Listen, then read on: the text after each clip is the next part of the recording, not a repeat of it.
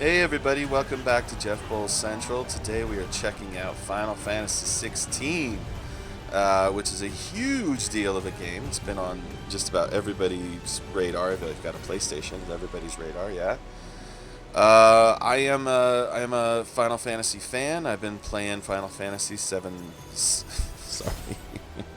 I've been playing Final Fantasy since Final Fantasy 7 came out back in the mid 90s. So I'm well versed. Played a lot of Final Fantasy in my life, including Final Fantasy 15, which was, believe it or not, one of the first videos that I did here on my YouTube channel on Jeff Bowles Central.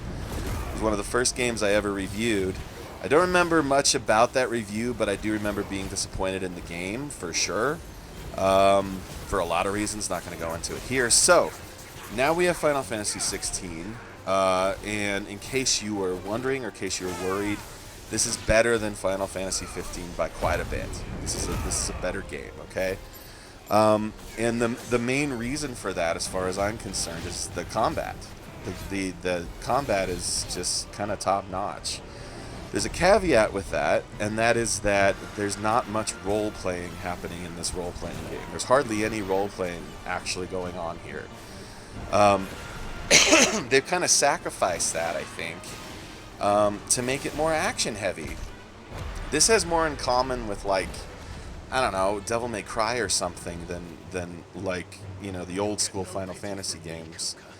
And some people are going to be cool with that, and some people are going to object to that. Personally, I'm okay with it, because the one thing that I always kind of wished for with Final Fantasy was that the combat, the actual play, was a little bit better. So this combat's really robust. It feels really natural once you have lined up enough powers. It feels really powerful.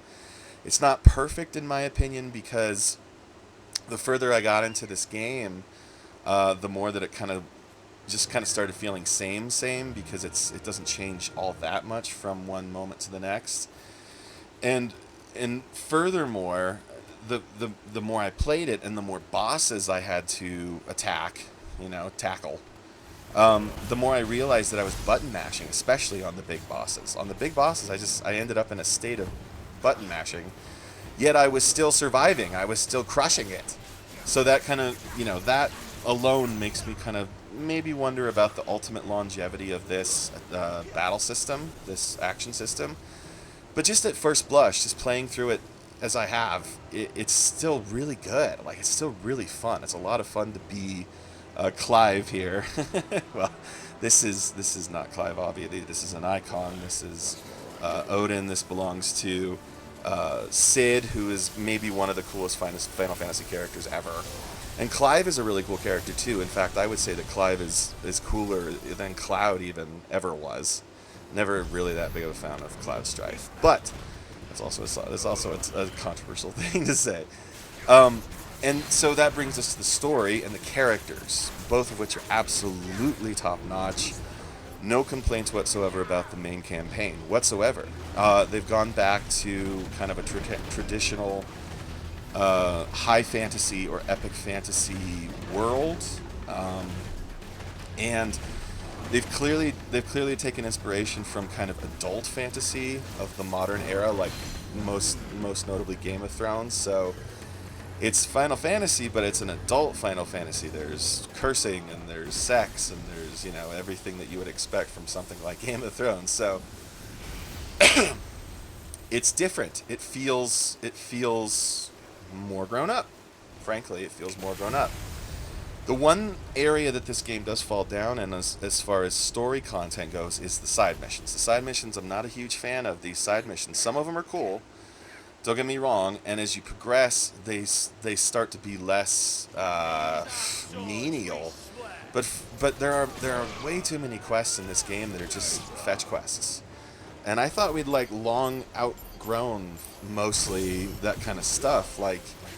I'm not complaining big time. It's just that with Final Fantasy, one of the key things about the game is that you've got to level your character consistently, and really the only the easiest way of doing that is to complete all quests. So yeah, it's the side quests are not as interesting. They're not as engaging, and what that really raises for me is another issue. Half of this game is cutscenes. Believe it or not, half of this entire game is pre-rendered CG, and it's beautiful pre-rendered CG. So don't get me wrong. But the other thing is like they have these. So your power sets the basic action component goes are slightly based off of the summons that you have. We call them Eikons in this game, okay? And when you actually get an opportunity to fight as one of these summons, as one of these Eikons, you get to be them occasionally. And the thing that you'll find is that it's like really awesome, titanic, beautiful action that lasts for 30 seconds, then becomes an active time smash up, then becomes a huge cutscene. And the story doesn't work without these cutscenes, period. If you didn't have 20 hours of cutscene in this game, the story just wouldn't work. Like, it wouldn't hold a candle to what it actually is. So, not a huge complaint, but the length is maybe not quite what you expect it to be. Not that there's plenty of opportunities for fighting, because there definitely is, but that maybe is something you should be aware of. So, having said all that, the way I feel about this game is that it is a huge improvement on Final Fantasy 15. It's not even in the same ballpark. That game was a little wonky for me. It was a little much. And then you have something like Final Fantasy VII Remake, which came out a little bit ago. When did that come out? A few years ago, I guess. This game is a cut below, for me personally. It's just me speaking personally, as your reviewer.